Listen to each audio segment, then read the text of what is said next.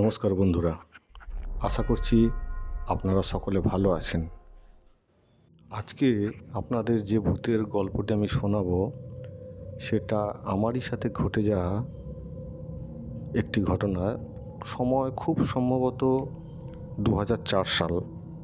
তার আগে বলে নিই আমার ঘরের বর্ণনাটা। আমার ঘরটি বেসিক্যালি দক্ষিণমুখী, কিন্তু পূর্ব দিকে মেন এন্ট্রান্স। তো পূর্ব দিকে যেদিকে মেন এন্ট্রান্স সেখানে 18 ফুটের একটি চওড়া রাস্তা, পাবলিকের রাস্তা।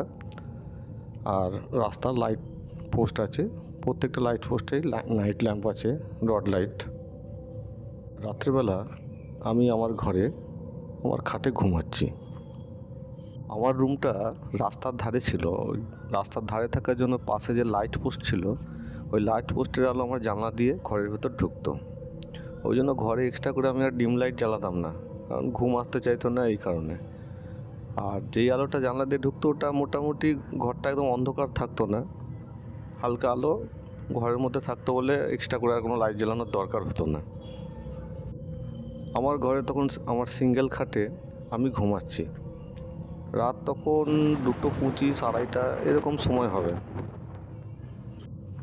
এমন সময় আমি স্বপ্ন দেখছি যে আমি এরকম খাটে শুয়ে আছি, আমার হাত দুটো খাটের দু সাইডে এরকম করে ছড়ানো, মানে সিঙ্গেল খাটে যদি মশারি খাটানো হয়, এবার হাত দুটো দুদিকে ছড়ানো হলে যেরকম অবস্থা হয় আর কি, মশারির মধ্যে টাচ হয়ে থাকবে। আর স্বপ্নের মধ্যে আমি দেখতে পাচ্ছি যে কেউ একজন আমাকে একটা টাচ করতে আসছে, মানে আমার হাতটায়, যে হাতটা এরকম মশারির মধ্যে দেওয়া আছে আর খাটের ঠিক সামনেই দাঁড়িয়ে কেউ একজন আমার হাতটাকে টাচ করতে আসছে, কিন্তু টাচ করছে না, আমার গা টাচ করেনি।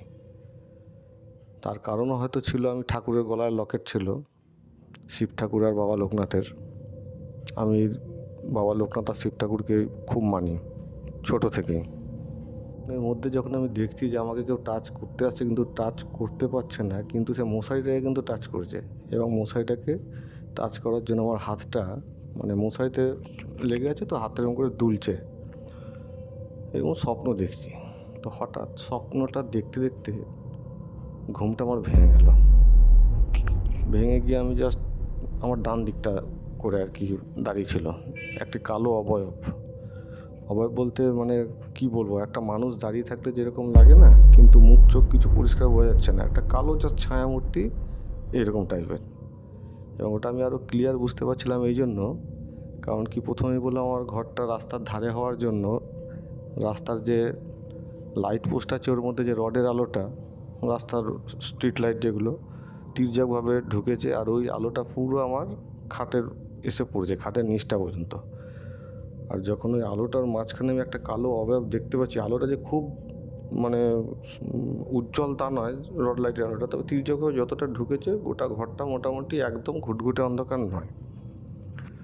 তো যখন আমি ওই কালো অবয়বটাকে দেখছি এরকম চুপচাপ আমার খাটের পাশে দাঁড়িয়ে আছে, আমি শুয়ে শুয়ে জাস্ট ডান দিকে দাঁড়িয়েছিল, তো ডান দিকে মাথাটা এরকম ঘোরালাম, দেখছি যে হ্যাঁ চুপচাপ দাঁড়িয়ে আছে, এবং সেটা আমার খাটের প্রায় লাগোয়া, মানে গা ঘেঁষে দাঁড়িয়ে আছে। আমার মশারি আর আমার মাঝখানে ওর, আর আমার মাঝখানে আমার মশারি, আর হার্ডলি 1.5 থেকে 2 ফুট গ্যাপ। তো শুয়ে শুয়ে ভাবলাম যে আমি স্বপ্ন দেখছি হয়তো। দিয়ে আমি এরকম তাকিয়ে আছি ঘুমের ঘরেই, চোখটা খুলে দেখি না চুপচাপ দাঁড়িয়ে আছে। বেশ কিছু সেকেন্ড হয়ে যাওয়ার পর তখন আমার মনে হলো যে না, স্বপ্ন তো এতক্ষণ ধরে আমি ভুল দেখব না। হঠাৎ আমার কি মনে হলো যেন হোঁশটা আমি ফিরে পেলাম। এক লাফ মেরে খাটের ওপরে উঠে বসলাম। উঠে মশারিটার সামনে এরকম কাছে গিয়ে দেখলাম যে জিনিসটা কি হচ্ছে, আমি কি স্বপ্ন দেখছি নাকি সত্যিই কেউ দাঁড়িয়ে আছে। বসে খাটের ওপর বসে যখন আমি পরিষ্কার ওকে দেখতে থাকলাম, ও কিন্তু একটু নড়াচড়া করছে না, সেম ওই জায়গায় দাঁড়িয়ে আছে, সেম পরিষ্কার বুঝতে পারছি একজন একটা কালো ছায়ামূর্তি আমার সামনে দাঁড়িয়ে আছে। কিন্তু পায়ের দিকটা আমি যখন তাকাচ্ছি, পায়ের দিকটা কিন্তু মানে গোটা বডিটাই ক্লিয়ার করে কিন্তু কিছু দেখা যাচ্ছে না, যে চোখ মুখ আছে বা হাত আলাদা এরকম কিছু না। একটা মানুষকে যদি পুরো কালো রং করে দেওয়া হয়, হ্যাঁ, যেরকম দেখতে লাগবে সেরকম, মানে কিছু বোঝা যাচ্ছে না, কিন্তু একজন দাঁড়িয়ে আছে একটা অবয়ব, সেটা কিন্তু বোঝা যাচ্ছে।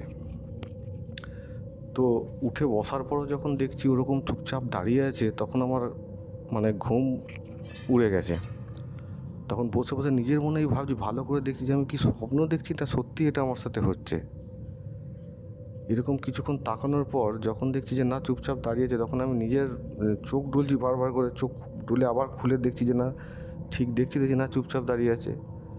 গায়ে চিমটি কাটছি, দেখছি যে আমার সেন্স আছে কিনা, দেখি না সব ঠিক আছে, তাও দাঁড়িয়ে আছে।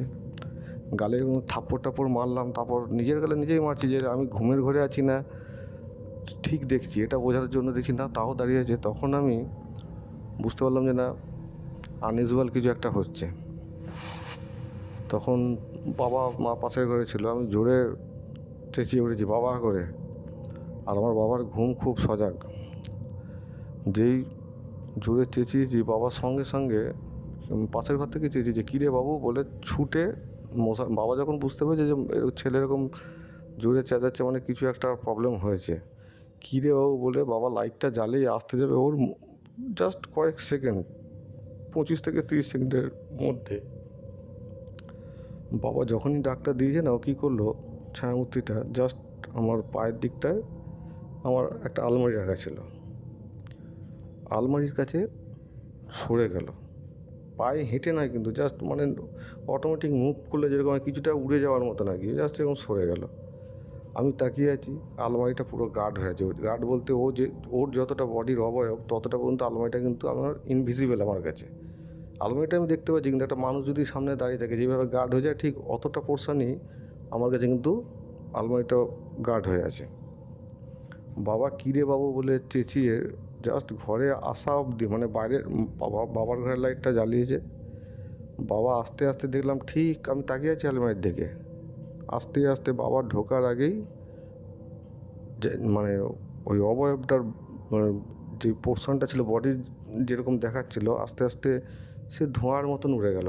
উড়ে গেল বলতে কোনো জায়গায় মানে উড়ে যাওয়া ঠিক না, মানে হালকা হতে হতে যে জায়গাটা আমার গার্ড ছিল আলমারিটা, যেটা আলমারিটা আমি দেখতে পাচ্ছিলাম না, মানে কালো জায়গা থেকে আস্তে আস্তে আস্তে আস্তে জায়গাটা ক্লিয়ার হয়ে গেল, পরিষ্কার হয়ে গিয়ে আবার আলমারিটা পুরোপুরি ভিজিবল হলো আমার কাছে। তো পুরো আমার তো ঘেমে স্নান করে গেছি। বাবা বলছে কী হয়েছে, আমি খুলে বললাম এই ব্যাপার। তো বাবা বললো স্বপ্ন টপ্ন দেখেছিস হয়তো, তোকে এখানে শুতে হবে না, তোর মা আসুক, তো তুই চল আমার কাছে শুবি। চল। আমি না স্বপ্ন দেখিনি বাবা, আমি অনেকক্ষণ ধরে ওয়াচ করার পরেই তোমাকে ডেকেছি। তো আমি জানি না আমার সাথে কী ঘটেছিল সেদিন, তবে আজও মনে পড়লে আমার গায়ে কাঁটা দিয়ে ওঠে। আমি আমার এই অভিজ্ঞতাকেও বিশ্বাস করবে কিনা তাও আমি জানি না, কিন্তু যেটা আমি বললাম এর মধ্যে মানে এতটুকু মিথ্যা কথা নেই, যেটা আমার সাথে প্র্যাকটিক্যালি ঘটেছে আমি সেই অভিজ্ঞতাটা জাস্ট শেয়ার করলাম।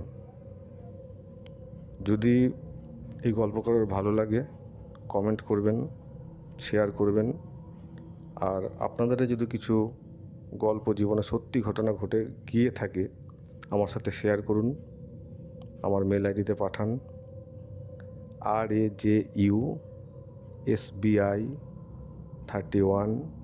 rajeu31@gmail.com।